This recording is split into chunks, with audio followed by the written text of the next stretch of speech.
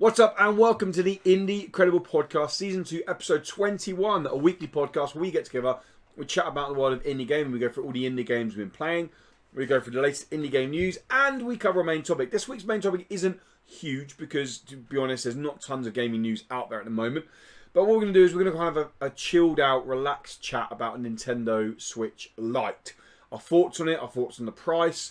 Is there a market for it? Do we think it's a good announcement? Is it an announcement that was needed? We're going to kind of chew the fat on all that at the end of the show. Now, before we get there, I should probably introduce people. I'm Lewis. Hi, guys. I'm Tom. Hello. That was such an awkward intro. Well, no, your intro was like incredibly well rehearsed and came out of nowhere. I want to say I was not prepared. Yeah. That was one of your best intros. Was it? Yeah. I think I'll take that. You never give me compliments. I don't really like you, so I wouldn't do that.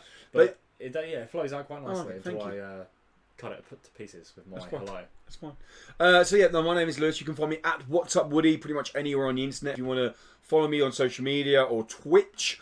And as he did mention earlier, Tom is my not guest because he's here every week. Yeah, I wouldn't say guest. But Tom is my co-host Yeah. today, and you can find him at Shriek and Profit if you want to find him anywhere. He doesn't ever tweet. He doesn't stream. He doesn't really do much on the internet. But if you want to troll him, at Shriek and Profit. Sort of a silent watcher of the internet. Yeah. Yeah. Observe. But how's the week been, dude? We had pre-show for our lovely patrons. We did. Which we kind of went into detail. But quick round up for our regular listeners. Week. How was the week?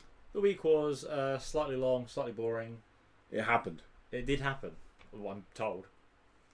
How was yours? Apologies, people who are watching. If you can think, is there a ghost because his page is doing this? No, there is a ghost. We have a fan on Dan because died. it's yeah, and he's haunting us. It's super hot. It's been a rough week. So we have a fan on. That's why the pages are moving. But no, the week's been good, dude. As I said in pre-show, I've been streaming more, getting more indie content stuff done. Just having fun. Just it's nice actually doing like content towards indie game stuff and like the What's Up Woody stuff as well. Yeah. Actually committing to it. Yeah, it's good. Because it's stuff I wanted to do for ages. Like I'm working hard this week on getting my. It's like when people sub or raid or follow. You know, you get like the little animations. Come up, yeah. I've been working hard on those this week, so I've been green screening myself doing different 80s movie recreations. But like green screening them and then putting music to them and cutting them, it takes time. And it's stuff that I like. That stuff's not important to do when I'm at work. Of course, yeah. Like whereas now I'm off doing it, and it sets me up for the next couple of years because that's what I've been great, so yeah. That's what I've been doing. Look forward to seeing them. It's good. It's Any of them done yet? No, actually finished. I just need to kind of chroma key out the green screen and go good to go. Well, I might have a look at some after this.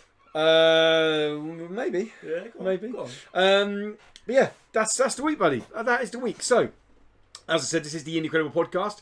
We are available on pretty much every podcast service as an audio. You can find us on Spotify, on Soundcloud, on iTunes. There's a link if you're watching on YouTube and you haven't got time to finish the video. Links are in the description below if you want to go find those. And we're also available on Patreon. If you guys like this podcast, if you found this and you go, do you know what? It's pretty cool actually. I want to support this further.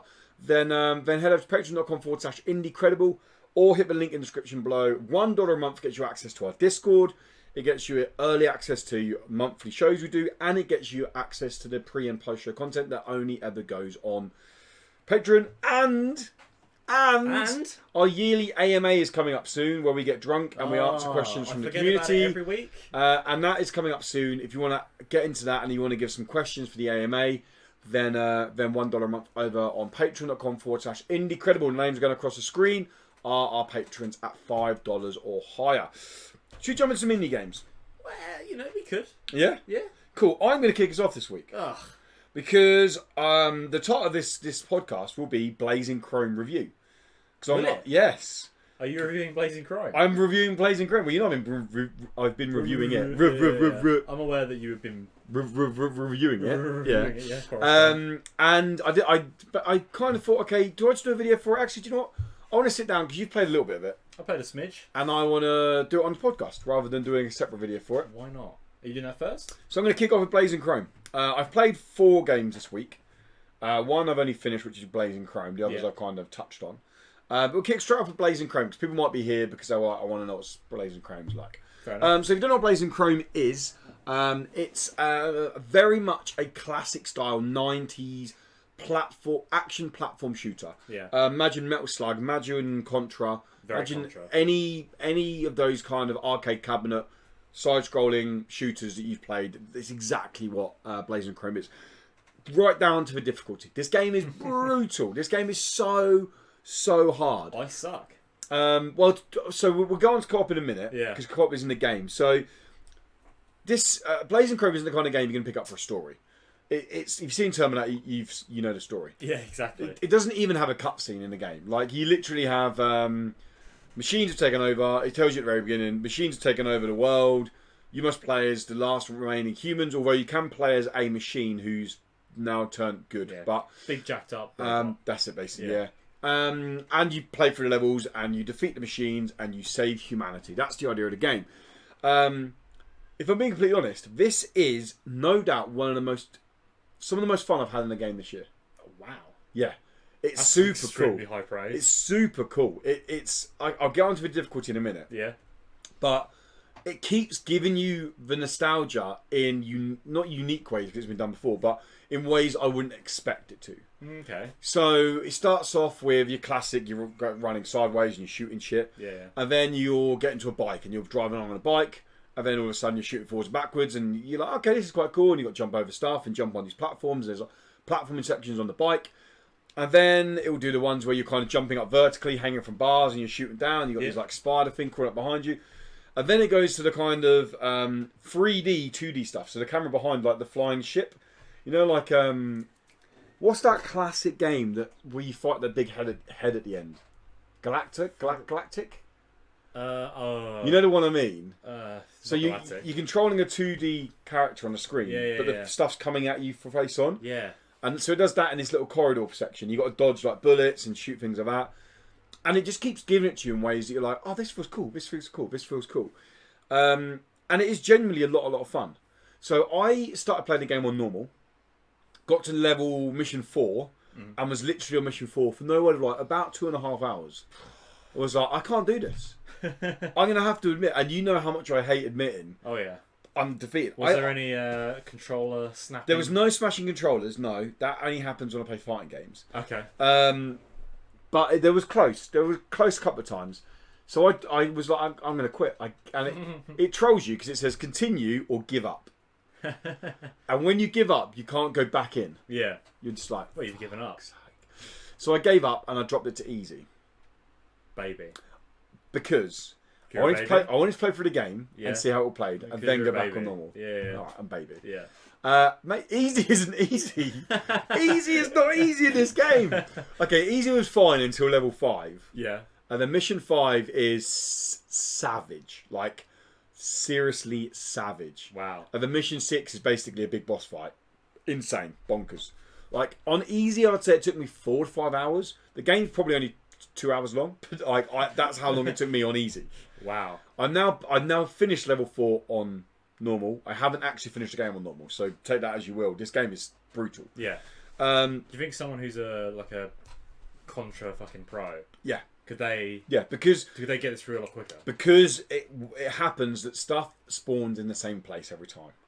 Classic, yeah. So when you come on, you know that it's going to drop down. Yeah. Like people will be speedrunning this game. Yeah. Simple as that. People will get because it has the consistency of being in the same place. Yeah.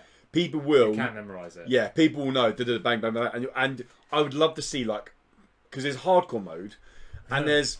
So the replayability to the game. So once you finish the game, like I said, it took me about 4 hours, maybe 4.5 hours on easy. Yeah. Once you finish the game, really, there's not much to go back into it for. You do unlock some modes. So you unlock a boss rush mode. Yeah. Which is pretty cool. And you get a high score. Here's your high score for doing a classic. Yeah. The replayability comes in if you want to be top of the high score leaderboards. And there are high score leaderboards for normal, and there's a high score leaderboard for hardcore mode. Right. I've not even tried hardcore mode. I'm not going to do hardcore mode. I mean, you can't even do easy, really. No, so I'm not going to try hardcore mode. But this is a game for people who want that savagely brutal challenge. Yeah. That literally takes something from the 90s and delivers it now. I wouldn't even say using modern technology because it feels old. It does feel old. Yeah. It looks like one of those games. You could say that it feels a lot slicker and a lot smoother. at times, yeah. You could. Okay, here's a big argument. It's responsive.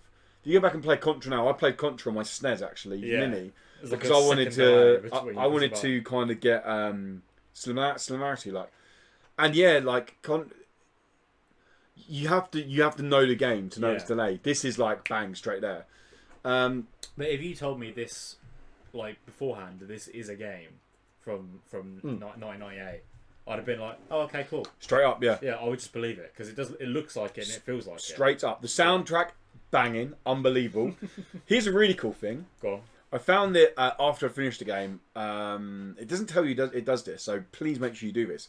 Go into settings, and there are CRT filters, and they actually morph your screen to make it look like it's rounded and lines going across it. Yeah. So you have 3 CRT filters, and I was playing with CRT, and I was like, this is so cool. So you have like arcade cabinet filter, and you have like an actual TV filter, and I had a TV filter, and it's just so cool. Like it literally does it make a soft crackling sound though. It doesn't, no. That'd be great. But it did feel like I was playing it genuinely on a CRT TV. It was so cool. Why didn't you just plug your computer into that CRT TV? Because it's too much work. There's a filter on the game. Yeah, but that gives you the real thing. Yeah, but it hasn't got a HDMI cable slot. Do you know? I wouldn't have VGA either, will it? No. God, man, I hate the past. You'll have the tricolours. Yeah, the AV ones. Yeah. AV one, yeah. But no, Blazing Chrome. Honestly, the game is super fun. It's super challenging. It's really really cool. There is a market for it. But you clearly love it. I love it, but I'm not its market. Yeah. Like that's the thing. Well, I think you could get good at this game. I think you've got the. I like them. I like having a challenge, and that's probably what made me enjoy it so much. Is knowing it, and it is that case of when you die, it's not for bullshit. It's not like, oh my god, are you kidding me? It's like, okay, I completely messed up. Yeah. Don't get me wrong. There's frustration there. Frustration with yourself, though, not with the game. Yeah, and what's nice with the modes, the easy, medium, hard, is there's like easy is genuinely a lot easier than normal. Like there's a real difference. Yeah, you get extra lives and the enemies die quicker. Yeah. I went to normal and I was like, this is normal. I've not tried hardcore. I'm not going to try hardcore. That's the people out there, mate. I can admit that. I'm fine. I can take my licks. Yeah, that's good, baby. Blazing Chrome, unbelievable game. Brilliant game. Could this be a game of the year? I loved it. Yeah, I'll put up there for game of the year. It's on Game Pass, so you're going to have to give it a go. I guess I will, yeah. We did play co-op. Set that up. Yeah. One thing also about co-op is it's mental. Yeah, and if you were born like in the mid-90s, then you're gonna suck at it. Maybe there's something wrong with my thumb. I don't know, because it's square and X are the buttons you want to use. Square shoot, X jump. X is jump, yeah. So you want to obviously be jumping a lot, but you want to hold down square to shoot. So you want to hold down square and sort of move your thumb like that. Yeah. It's hard to describe. Yeah. Rolling action with the thumb. Yeah, exactly. I find that so difficult. And I kept, without thinking, I would hold down X with the base of my thumb and tap square, which was shoot. So I'm just jumping like a lunatic. Well, I jump once and then don't jump again, I think. And then I just shoot like every minute. So I just kept dying because of that. And I just kept losing track of who I was. Well, controls are actually quite simple. But they're very simple. But they give you everything you need. Like, if you combined the controls, I would swap those buttons and I think I'd do a lot. Like a little thing you can do is like you hold down R1 or L1 or R1. And then you can kind of stay where you are, but then rotate your aim around to aim at different points. And that's key. That becomes a massive part in boss fights. So like moving here and pressing down an X makes you roll as well. So there is no iframes on the roll, so you can't like roll through lasers. You have to like make sure you're rolling at the right time. And it's one of those games that, as Dan would say, you have to be pixel perfect on it. Definitely, yeah. To get it right. It's on the Switch, it's on Xbox, it's on Xbox Game Pass, it's on PC, it's on PS4. I definitely recommend people check it out. It's honest, and it's some of the best pixel artwork I've seen that harks back to the 90s. Lots of them go, oh, we got really nice pixel art. This genuinely feels like it was made in the 90s. Yeah, I prefer more sort of modernised pixel art, but this is like... But for what it was going for... Of its time. I don't think it there's feels any... like, this is exactly spot on a 90s action shooter. This is what they looked like. Like I said before, I would believe it if you told me it was from the same era as Contra. Fair dues. Yeah, I would absolutely believe Fair dues. Okay, next game I played, so that's a review. There you go, gets my thumbs up. Full recommendation for Blazing Chrome. We don't score anymore, people, in case you're here for a score. Not reviewing, but I have played because the Switch had a big sale. The Switch has always got a sale on. Does it? And I wanted to play this game when it first launched, but I wasn't going to pay the full price for it because I didn't know what it was about. Is The World Next Door. The hell is that? Yeah. It was kind of shown off randomly during a Nintendo Direct a few months ago. Okay. And Dan cast it off, quite rightly so, because they've done a really bad job with the trailers and the press and marketing of a match 3 of a kind puzzle game. Right. And it kind of looked like it was this lots of talking, lots of reading, lots of dialogue, and then this run around, match 3 of a kind, and then send an attack somewhere, go. That was really it. Doesn't sound very interesting. It's reduced down to like £4, and I was like, do you know what, I wanted to give it a go. £4, I give it a go. Yeah. It's exactly what Dan said, but it's actually quite good. I'm actually enjoying it. But do you think Dan would hate it? No, I think Dan would hate one element of it. Okay, what's that? Okay. So it is it's almost a visual novel at times. Mm-hmm. Yeah. With puzzle. There's a lot. So you remember Pyre? Yes. It's a lot like Pyre in terms of there's lots of talking between gameplay. Right, lots of talking. So you play as this young girl called Jun, and it's based around, it's called the world next door because there's these 2 worlds. There's Earth, and there's this place called Emery or Emir. And basically there's a portal that opens up every festival. I don't know how long the festivals are. And when the portals open for like these 4 or 5 days, chosen people from Earth can go to Emir, and Emir can go to Earth for a couple of days, and they're like chosen, go see the world, and about, you know, basically, yeah. And they have they have like pen pals online, and they kind of make friends before they go and all that jazz. Oh, there's like they share an internet. Yeah. Cool. So Jun is an Earthling, a human, right? And she's gone to Emir, and she goes there, and you kind of it starts there, and you're like, oh, we're going to take you to this cool place. It's called a shrine, and no one's allowed to go there because it's really dark magic and all things like that. And you go there. Maybe don't go there. And so you go there, and then it's like, oh, this is a shrine, and this is what it works, and this is how you do this, and this is how you cast magic. And the magic is the gameplay. So when you go into a room, it's much like Zelda in terms of you go across and the room opens up. But to go into the next room, you have to kill the enemies in the room. Yeah. Now, to kill the enemies in the room, the floor kind of gets covered in like red, yellow, purple, all different runes, like signs. Mm-hmm. And you effectively have to build up these patterns of signs. So you press triangle on the Switch, I think it's Y on the Switch, to then move stuff around.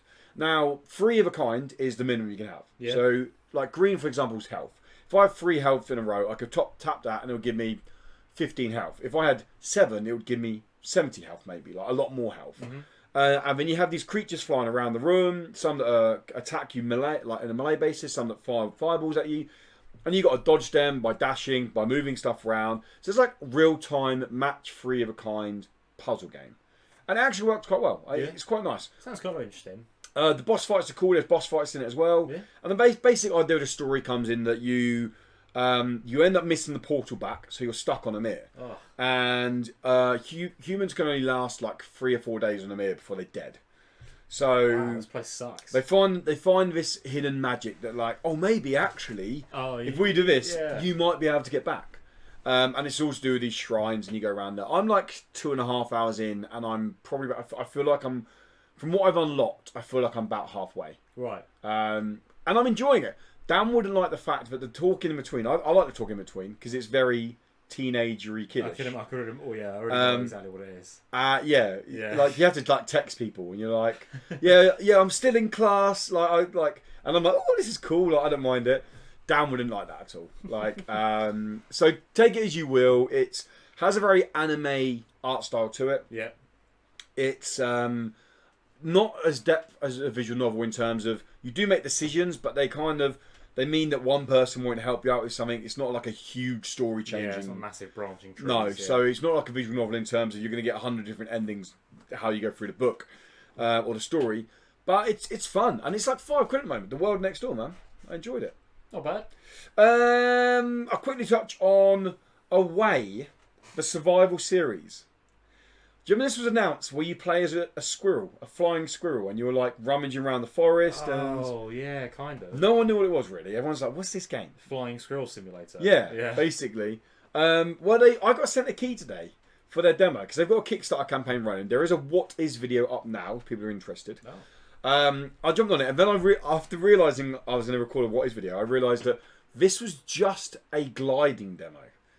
So a demo just to show off the flying squirrels gliding. I mean, I referenced you straight away in the beginning. Like, They fucking default inverted axis. Who does that, guys? It's 2019. Thank you. It is 2019. Who does that? Stop doing that. I was like, whoa. There's no one out here with a goddamn joystick getting with a fucking creeping flight sim like gear. Ready Dan's like, yeah, but in a plane, you push forward. I'm like, we're not in a plane. We're sitting at a computer desk. Up is up and down is down. Okay. Simple as that. And it really threw me off. It took me a while to get used to controls. Yeah. Now you can tell that this is like pre-alpha build because it does feel a little bit kind of janky. Yeah, it's not very smooth controlling them. But effectively, you're flying a squirrel down these mountains. Can you land? No, the idea of the demo is you've got to catch the dragonfly. So a dragonfly fly in front of you. Okay. You have to go through these checkpoints to get speed boosts and then catch the dragonfly. Mm-hmm. And I was I'm not slating it. I was enjoying it, but I was like, yeah, this is okay. And then I actually done the first level, and I ended up playing it for like 15 minutes. Being like, I'm just enjoying this. I want to keep going again and again and again. It doesn't really answer my question. What is a way the survival series? But it's sparked my interest enough to go. Do you know what? Actually, I'm interested to see what they do with this now. If they make the gliding mechanic an embedded mechanic in the game, and it's not a key part of the game, I think that's fine. If they overemphasize on this being, if it's like a mini game, you can just fly around for a little bit if you want, and then run around on the floor and eat some weird shit, whatever fucking flying squirrels eat. That's what they do, yeah. Fine. But if it is a case of this is like key parts of the game, I feel like this is going to be a bit like. It's hard to say, isn't it? I mean, I have no idea what this game is supposed to be. No. And the last game I played, I won't even touch on it because it is a niche market, but it is a CCG. That is in alpha. It got sent to me, called Mythgard. How is this one different from the millions of other ones you've played? Is it different? So this one, yes. Is it though? Because so many games, like I've spoken about many games before. World of Myths, I'll take for an example. Okay, World of Myths is a cool game. They've changed the way they use your leader ability, but it's effectively Hearthstone visually. There you go. And that annoys me. Like so many, but they all look like that. They all look like Hearthstone. Yeah. Mythgard genuinely does something interesting with its board to mix things up. Is there an extra lane? It's more Magic in terms of its visual appearance. Right. But it's... You mean Magic the Gathering? Magic the Gathering, yeah. But it's very much... it very much stands on its own.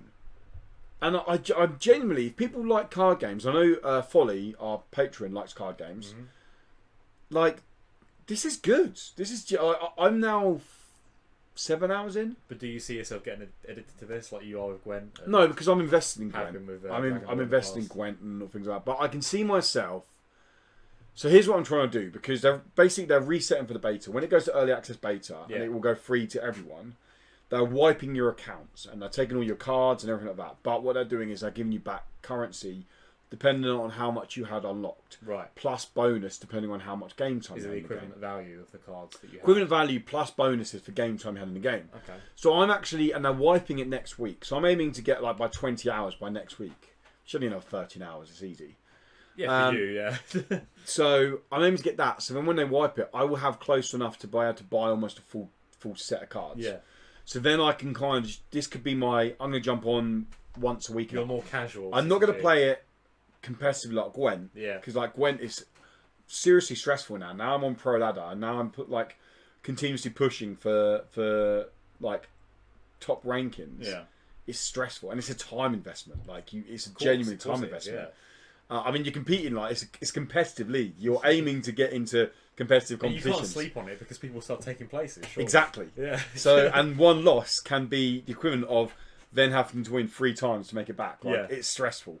I don't need that again with Mythgard. But Mythgard's done enough to make me go, oh, this is cool. You will play it again. And the way it works is there's 8 lanes on the board.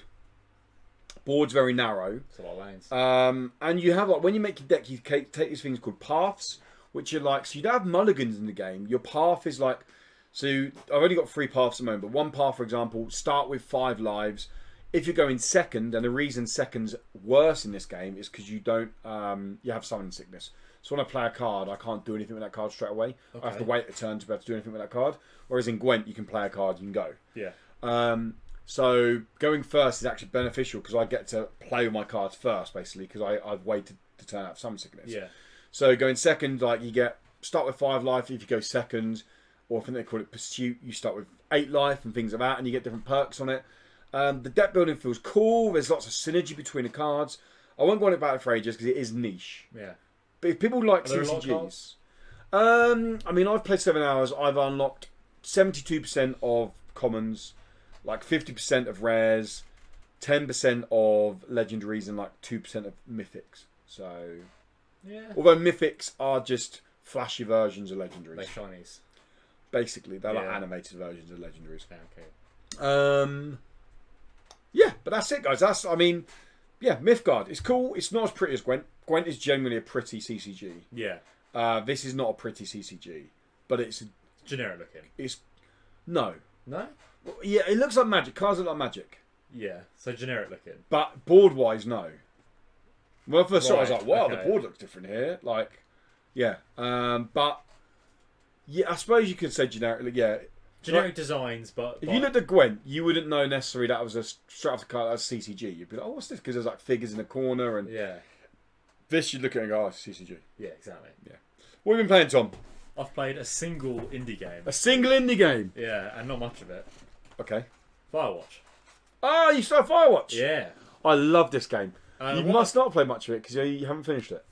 Yeah. The game's not long. Yeah, I've not played much at all. Okay. It's good so far. I'm after those bloody girls and their bloody campfires. I'm after at the moment. So you're pretty close at the beginning. Yeah, very Yeah. cled. I've said I'm not playing How much at all. pretty is that game? Very nice. The lighting on those trees. Yeah, it looks great. It looks great, and it's music's great as well. But I really like the woman. It's good acting. Claudia. I thought it was going to say Delilah. Is it Delilah. It's Delilah. Yeah. She seems really good. I like her.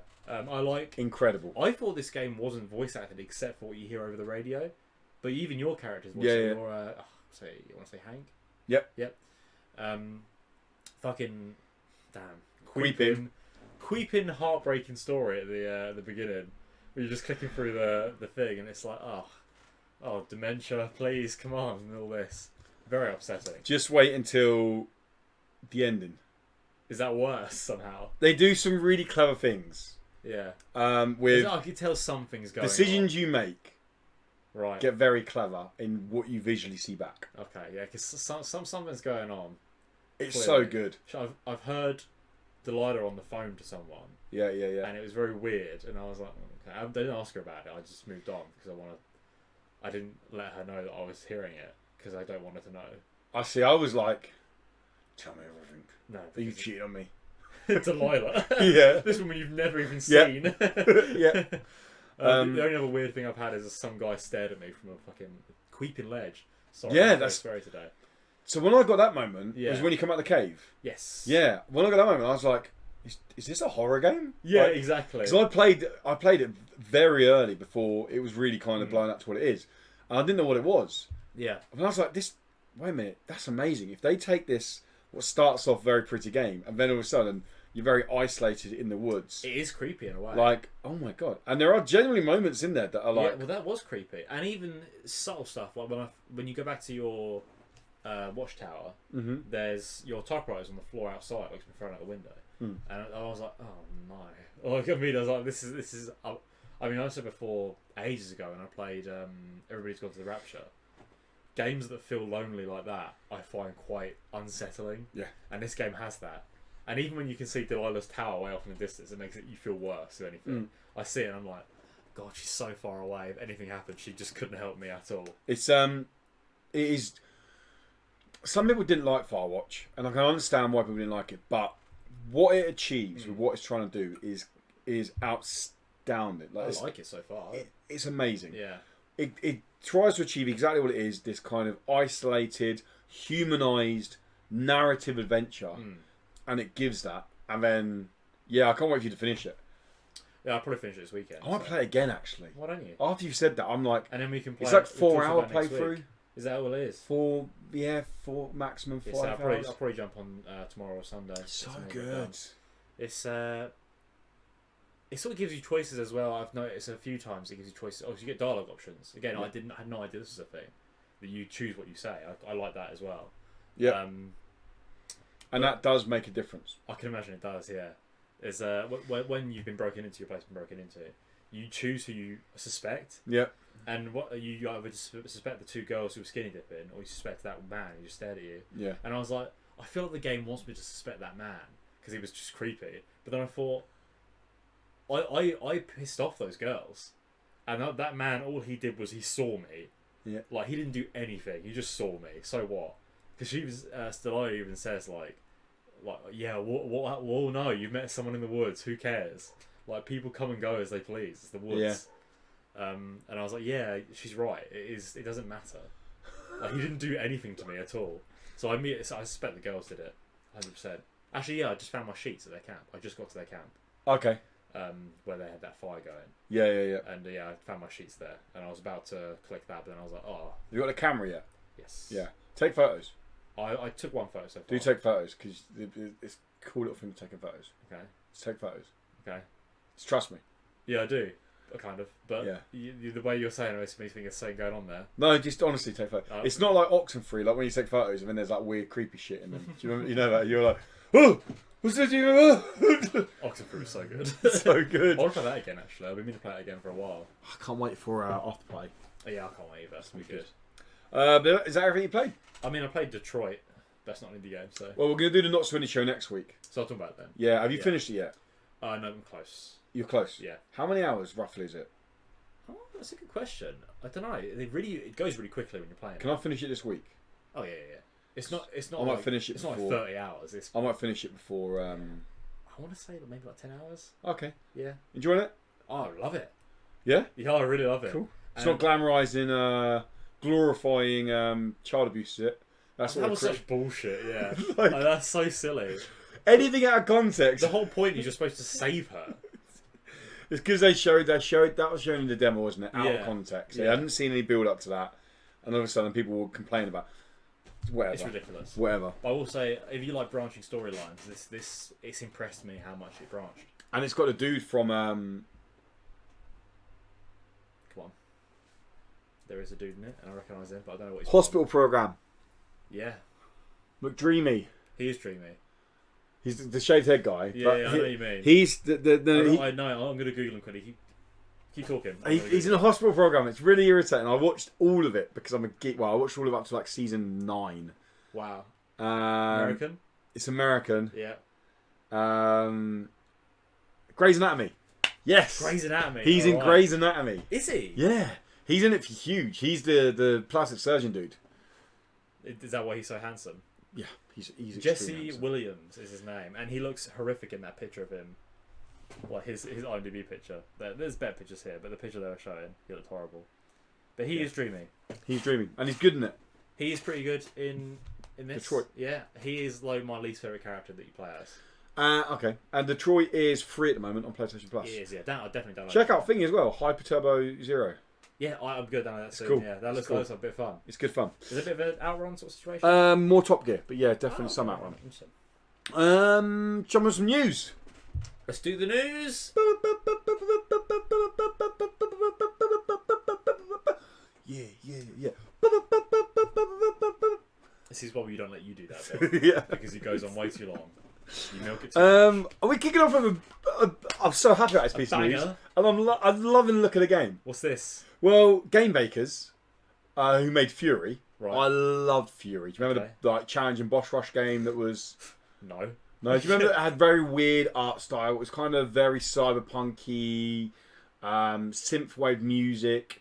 You played as this weird kind of being in a prison. You had to make your way down the prison to escape from the prison, and it was a boss rush game. It was super cool. Furi.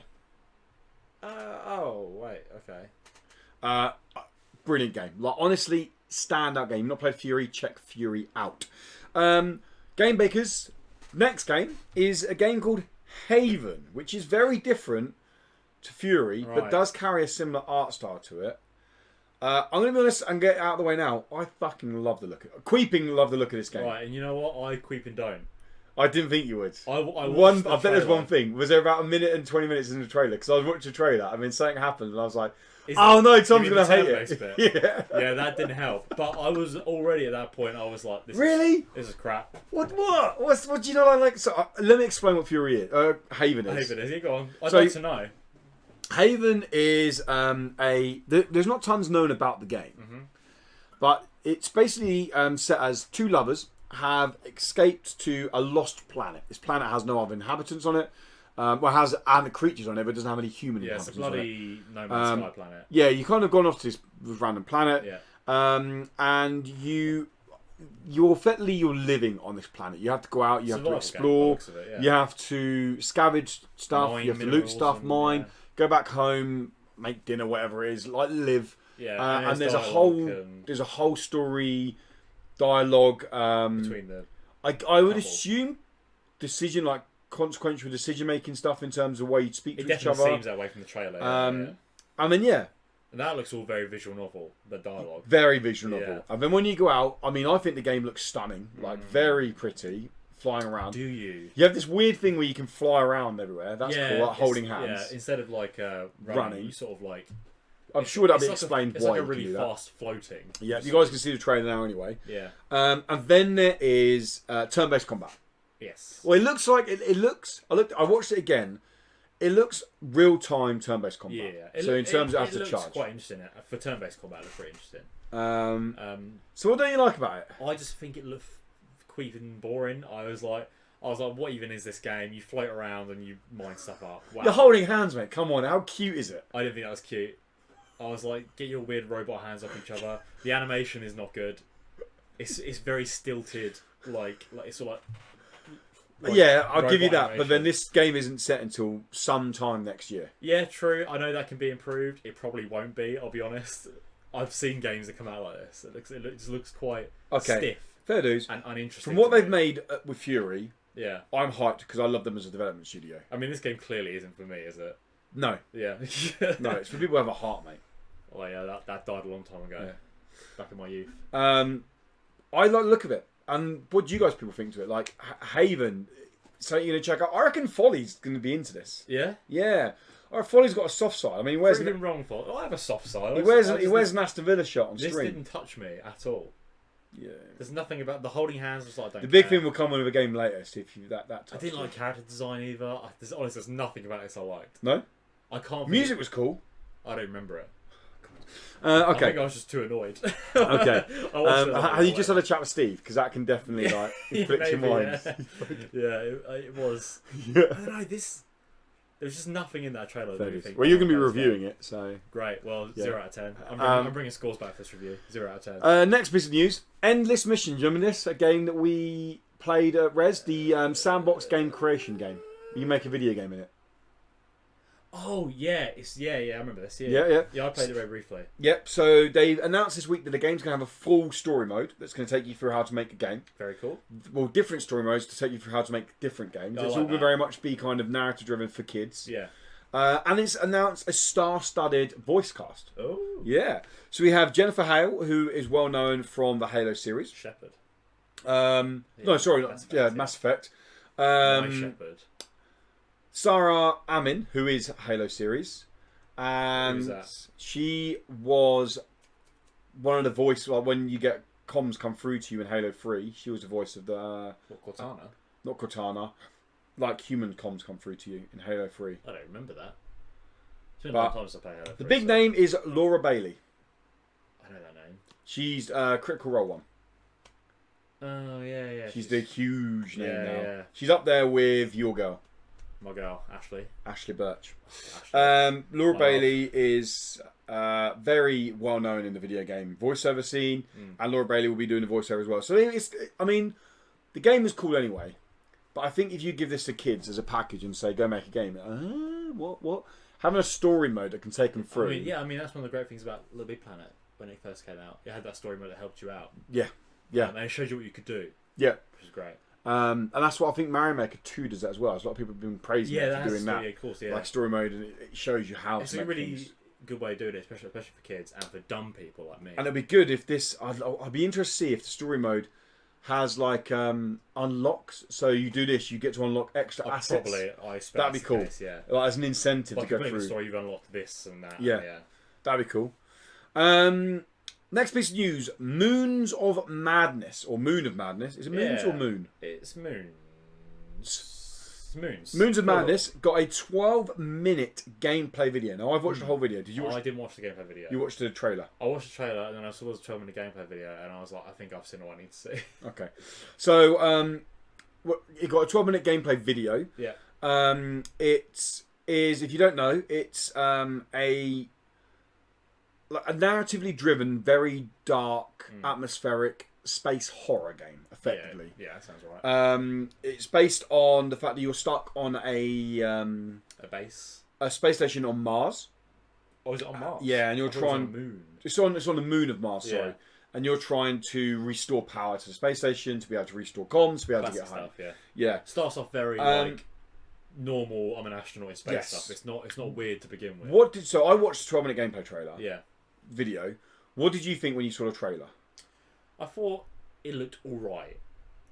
Like I remember in a bad mood today. I don't know. No. Yeah, I thought it looked alright. I don't think it's anything special so far. I completely agree with you based on the trailer. Yeah. I watched the whole 12-minute video, and I'll be honest, it wasn't the most exciting to watch. Not because, and people might say, well, why am I going to play it then? Obviously, when you're playing a game, it's very different to watching 12-minute gameplay. Yeah.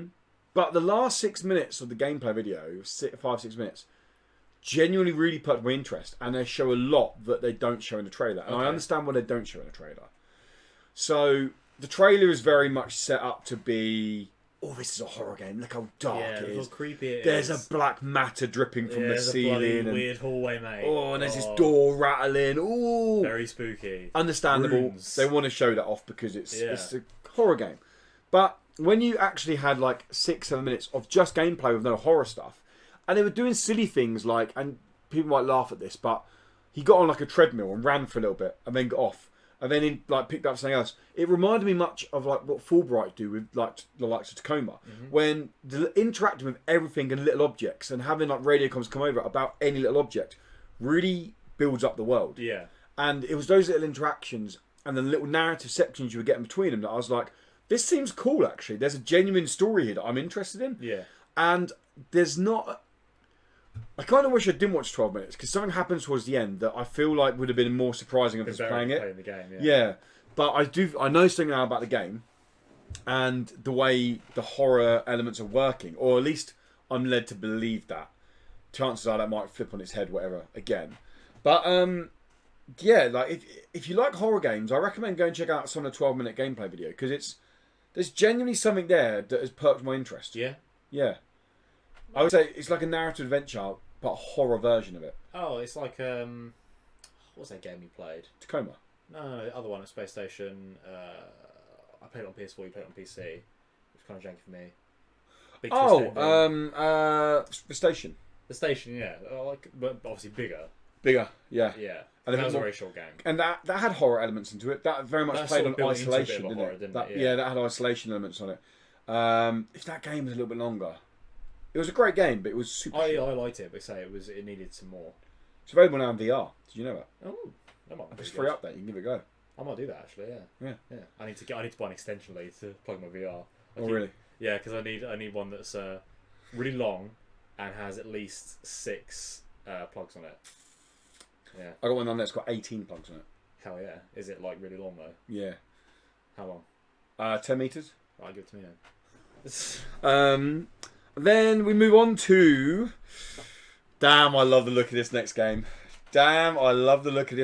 Stranded Sails. This was the only one of the ones that you asked me to look up that I thought looked any good. Any good? Yeah. This game looks. Now you gotta say this is adorable. It was so cute. This is a seriously cute game. Everything looks really small. It's like that tilt shifted focus on it. Yes. They remind me of Playmobil characters. Yeah, I can get that. I can get that. It's all it looks very cute. It's definitely for you, isn't it? It's farming. Stranded Sails to give. Okay, I got the press release through. Oh, cool. Yeah. Saying Stranded Sails is old school Zelda meets Harvest Moon, and I was like, woohoo! Perfect. Read on, baby.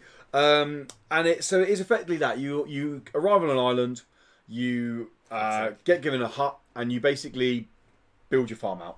There's farming, there's fishing, there's combat. It looks like turn-based, I assume. And I no, it's real time combat. What? Yeah, like old school Zelda. Oh, amazing. And I will. I'm going to say it. I like Stardew Valley.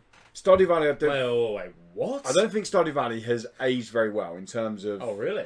I went back and played it recently, and I was like, do you know what? I've played things like My Time in Porsche. I actually preferred in the end because that's a bit more going on with it. Yeah. Stardew Valley... Sorry, this looks like even one further than that. It does everything Stardew Valley does, but it does it more often. Like, more of it. Like, going into the dungeons looks really cool, and it just looks cute. It looks fun. It's coming to all consoles. This is a Switch game, hands down. I am grabbing on the Switch. Yeah, and it's coming in October. So not long. Not long. Yeah. Stranded sales, baby. It does look good. If you like Harvest Moon, you like Stardew Valley, you like Zelda with farming elements to it. Yeah. This is definitely a game you've got to check out. It's developed by Lemon Bomb and Rocker Publish, and it's being published by Merge Games. Merge are the guys who do Signature Editions. So, baby, I'm getting a Collector's Edition. Gonna be all over that. I am all over that Collector's Edition. How... cute little figures. You cute little I hope figures. they are really small as well, the figures. That'd be so cool. Yeah. But good stuff. Look at, I would say, if you're not watching the video podcast, look up the trailer for this. Yes. Because I think it's worth seeing. Definitely. And final bit of news. Cuphead is coming to Nintendo. It's coming to. It's on the Nintendo Switch. Cuphead is coming to Netflix. Hey? Have you seen this? No. Cuphead's how Netflix have signed the rights to create an animated cartoon series for Netflix. Right. Makes complete sense. It's going to be the same art style. It's going to be like a 1930s cartoon played out with Cuphead. Is it for kids? Yeah. Well, you can have shooting in it, so... Yeah, you can... Yeah, but it's kind of a finger gun. You can have that in a kid's cartoon. Kids' cartoons have guns, don't they? Yeah, I think so. Well, Yu-Gi-Oh! Doesn't, is it? Didn't they replace them for... What did they do in Yu-Gi-Oh! In the West? They took something out. Something like... I know in Spider-Man, the animated series, they weren't allowed to use real guns. All the police used laser guns. Oh, really? Like in 1995, like New York, they all used shooting lasers at each other. But in Yu-Gi-Oh! I'm pretty sure, like, in Japan they have guns, but over here they use their fingers, and they point fingers at each other. Oh, really? Yeah, that's amazing. I'm pretty sure that's what happens over here. That's great. But yeah, Cuphead was getting an animated series. Now, I was going to say, would you want its time in the game? But have you played Cuphead? No. There is a story going on there, but it's not really. It's I don't really care to play Cuphead. I don't think you'd like it. It's too hard. Yeah, sure, that's what it is. Like, genuinely, honestly, like, it's not easy. Yeah, I don't think it is easy. That's what Dan I just don't. I think it looks visually, it's very appealing. It looks great. Stunning game. But I think I got my feel from watching gameplay. I don't think I ever want to really play it. Yeah, I can see that. Yeah, I can see that. I do completely agree. A lot of people are very mixed on it. It's super hard, and a lot of times it can be very hard based on RNG. Yeah, which is a bit shit. Yeah. So sometimes you get a wipe and you get an easier run, which isn't good. But I mean, visually, game's stunning. But yeah, you gonna check out the cartoon series when it comes to Netflix? Yeah, I guess. I mean, I'm pretty hyped for that. I'm not really. Well, first I thought you meant they were going to stream the game, that you could play the game, and I was like, wow, okay, so they're gonna step into the game streaming now. I think you see Amazon? Yeah, Amazon. Are they? Well, Amazon have been trying to make a game for ages. They've had a game studio for ages. Nothing's come of it. Great. They now have officially got a game in the works. What's that? They are making a Lord of the Rings MMO. I'm like, whoa, wait a minute. Oh, because they're making the TV show. I'm like, wait a minute. MMOs were a thing back like late 90s, early 2000s. Not so much anymore. Some are still big. They're big. I get what the you ones mean, that are big. There was a Lord of the Rings MMO, wasn't there? Yeah. In like 2003. But the ones that are big because they've had years of getting an audience. Power as well, yeah. Like Final Fantasy XIV's big expansion just released. Yeah. That game's been out for like 4 years. People have got into that game. I tried to get into the game. There's too much going on. I'm not really an MMO person. WoW's been around for like 15 years or something ridiculous. Like, releasing an MMO now, I feel like I don't think there's a market for it. Well, here's the thing though. I can only get into MMOs when there are a licensed property that I get already. So Lord of the Rings could be it. Lord of the Rings could be, because I like Star Trek Online. If that was just like Spaceships Online, I wouldn't. Do you know what one always amazes me? What's that? EVE Online. That shit is crazy, mate. People like... That's so much work, that one. But that is work. People, yeah, that's a job. People. That's a full-time job. People make genuine money in that game, don't they? Oh yeah, I mean China and South Korea have got problems with that, haven't they? Yeah. They hire people to work in those games to earn fake money, to sell stuff to earn real money. It's insane. Yeah, like that game is. I mean, I remember I'd never heard of it when I worked at Amazon actually when I was about 22, 23. Yeah. Like a Christmas job, and this guy was like, "Yeah, I play EVE Online." I'm like, "What the hell's EVE Online?" And he was like, "Oh, it's this like really cool space sim game." And I was like, "Oh, I love space. I love sim." So I went home and downloaded it. And I love space. I love the Sims. And I was like, yeah. Where's my little green? Why can't I make a pool? But no, I played it for about 2 hours and was like, "Oh, I'll play this every now and then," and then realised that's not what you can do. Like EVE Online is a game that's just like you are. It's cool in concept when you hear stuff about it. You're like, "Oh yeah, there was a war." Or Yeah, something. yeah. You're like, "Oh, that's cool." Would never ever want to get involved, but it sounds cool. It's insane. Like that is. After it's Star Trek Online, mate. Yeah. Then I can make my own little Star Trek spaceship, and that sounds like fun. EVE Online just seemed bonkers, mate. Yeah. It is Lord of the Rings absolutely bonkers. Online. Lord of the Rings Online, but that's Maybe, that wasn't maybe news. I'll give that a go. The news was actually that Cuphead's coming to I Netflix. forgot about that. Yeah. Which takes on to the final part, or our final wrap-up part. It's the topic. It's main topic, which is going to be Nintendo Switch Lite was announced this week. Personally, I don't think it's too surprising. People are like, "Oh my god!" I'm like, "Are you really surprised by this?" I'm a little bit surprised. I'm not surprised at all, and I'm a little bit annoyed about it, but I'll get into it in a minute. Okay. But I think Do you have the specs up or anything? I know the specs. Oh, good. You can just rattle them off then. In terms of specs, they're the exact same as the Switch. Yes, but small Internally. screen. Smaller screen, Joy-Cons don't come off. Smaller screen. Joy-Cons don't come off. Yeah. So it's slightly can't small. dock it. You can still dock it. Oh, you can. You can still dock it. It still has the exact same charging port. You can dock I it. thought he wasn't. It doesn't come with a dock. Oh. You can still dock it. £200, £199.99. Yeah. Is the price of it, and it will run all games digitally and has a cartridge port as well to run games. Cartridge port, everything I should expect. Has an external slot for your micro SD. Yeah. So I'm not surprised by it. Here's my issues with it. Okay. £200. Yeah. How much is the OG Switch? £280. Okay. Oh. Okay. So what I would do, I would buy a Switch Lite. Yeah. Okay. So let's say, for example, I've got a Switch now. Okay. You do, yeah. Yeah. The issue with the Switch Lite doesn't come with a docking station. If you're in a household where you have a docking station, you could buy the Switch Lite and the Pro controller for cheaper than you can buy the OG Switch. Right. Yeah. Yeah. So for the same price, you can buy the OG Switch. Yeah. I would just do that and put that in there and have the Pro controller. Makes sense. I think £200 is too much money. Way too much money. Maybe. Do you not think? I always expect things to be expensive as a thing. It's Nintendo. The thing I'm also like with this. Is this they're trying to make it more of a portable console as opposed to being? So, I know it's always been portable, but it's like it's. Kind of I can't remember. Only time I dock my Switch is when I have to record footage for review. I don't dock it otherwise. Yeah. I might as well throw the bloody dock thing away. Right? It's useless. Is this goodbye to the 3DS? Well, I think so. Yeah. I mean, this is a better console. it's a clever way of doing it. I think it's way too much money. I think if I'm a parent, yeah, and I'm going, oh wait a minute, I could buy a Switch that hasn't got the tactical Joy-Cons.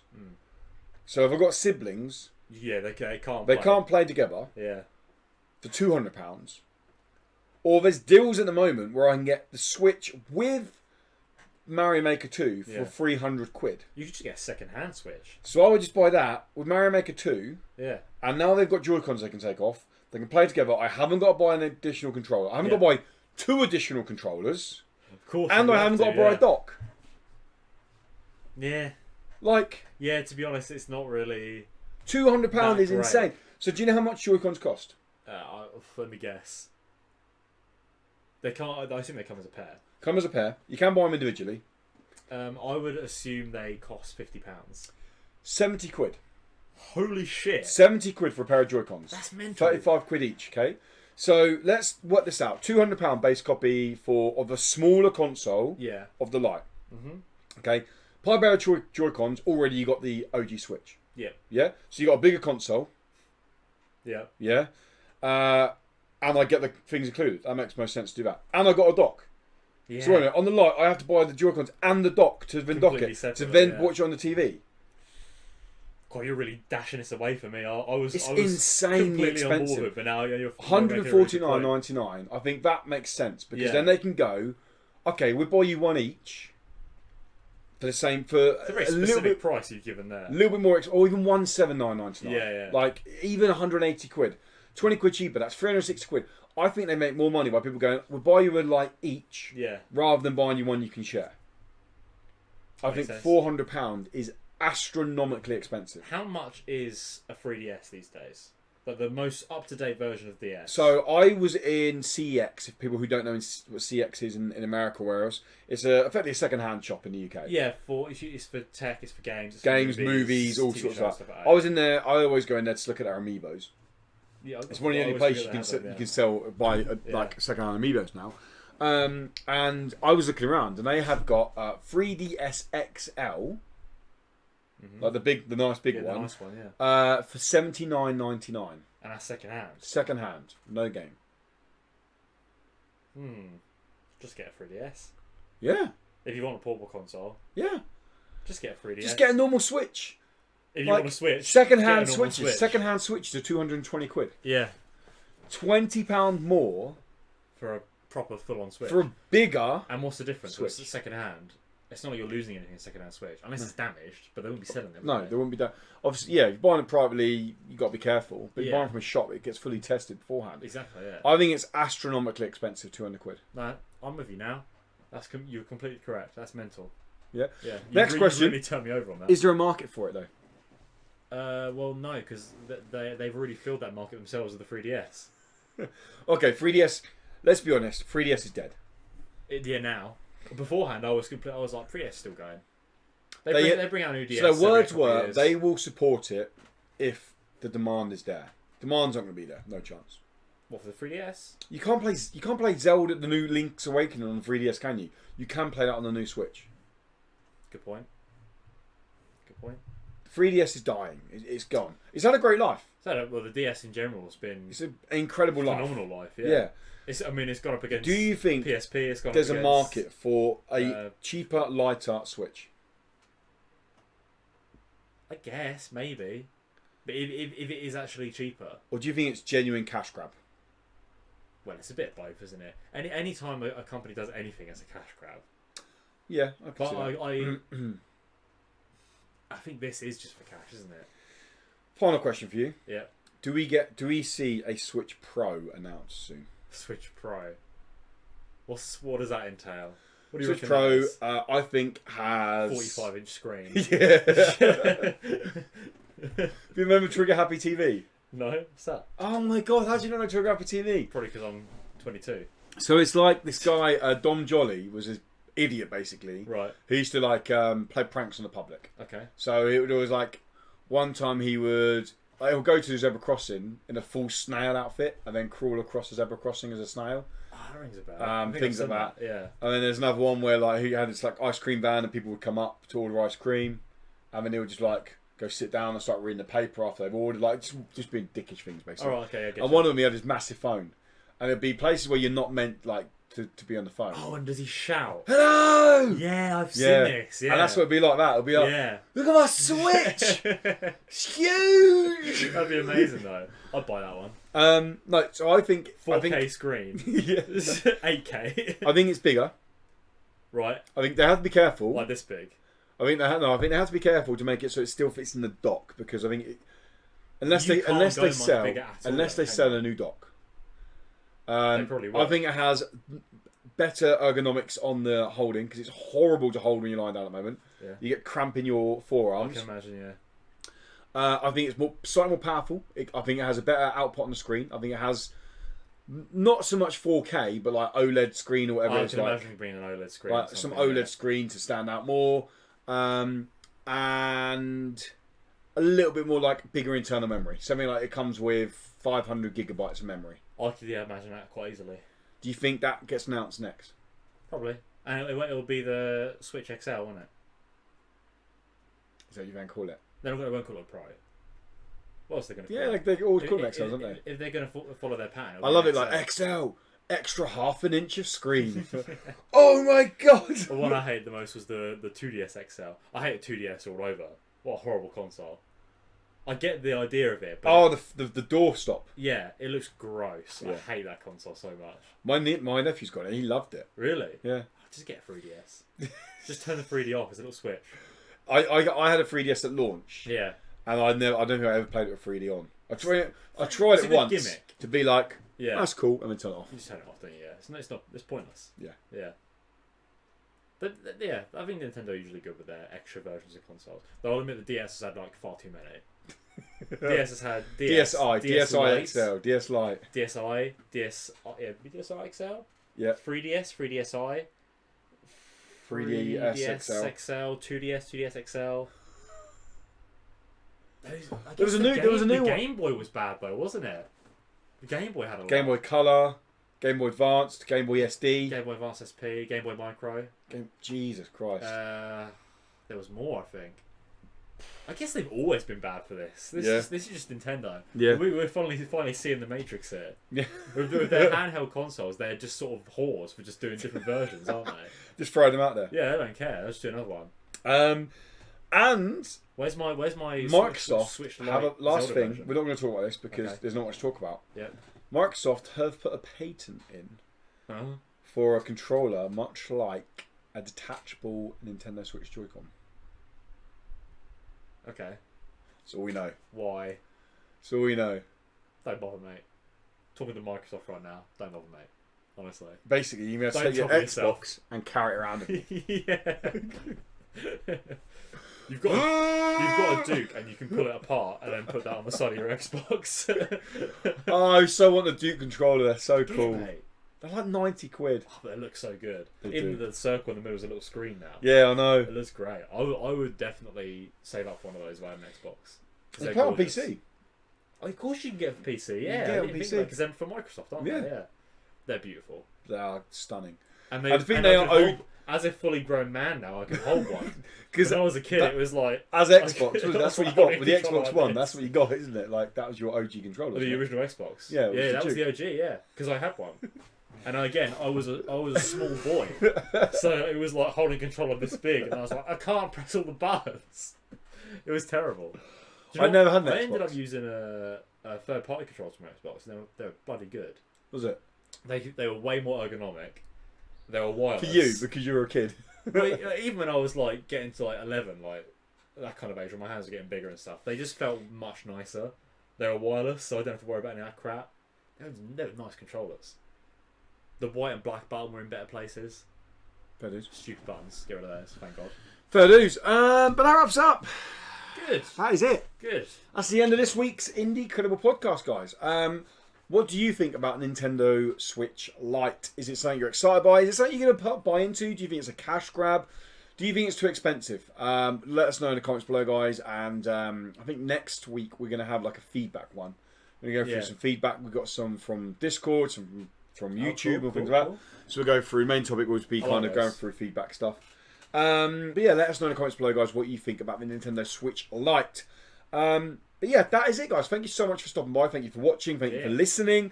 If you liked the podcast, then why not give it a little like on YouTube if you're watching, or if you're listening to us on iTunes. It's the only place you can do this.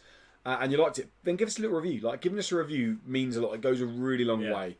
It really helps boost up the ratings, and it makes us smile at the end of the day. And if you really like what we do, guys, really smile. Yeah, really smile. Yeah. And if you really like what we do, guys, and you want to help support us a little bit further, then patreon.com/IndieCredible. We are so close to our first target. Our first target, the goal has actually been done, was to open a Discord channel. Yeah. That's done. Discord channel's open. Our next target, which is $100 a month from patrons, is a complete overhaul of our set. Yes. Like painted walls, new furnitures, just new microphones, nice. like making it all like really level up the production quality. Because this is very much a hobby for us, guys. We love doing it, and we want to bring you guys the best content we possibly can. So any support is appreciated. Please. Patreon is amazing. Link is in the description below or patreon.com/IndieCredible. But that's it. That is it. That's it. You can find Tom at Shriek and Profit if you want to see him do nothing on the internet. Well, if you badger me on there, I'll reply to you. Okay. I always reply that. to tweets if I'm tagging them, but I don't remember that I am on Twitter otherwise. I'll remember that. And if you want to see me I'm not gonna stream, or you want to see me chat nonsense over on constantly doing that. Twitch, Twitter, then at What's Up Woody, you can find me there. Until next time, guys. Thank you for stopping by. Thank you for listening. Thank you for watching. Have a great day, morning, evening, wherever is where they are. You guys stay incredible. Yeah. Bye. Bye. See ya.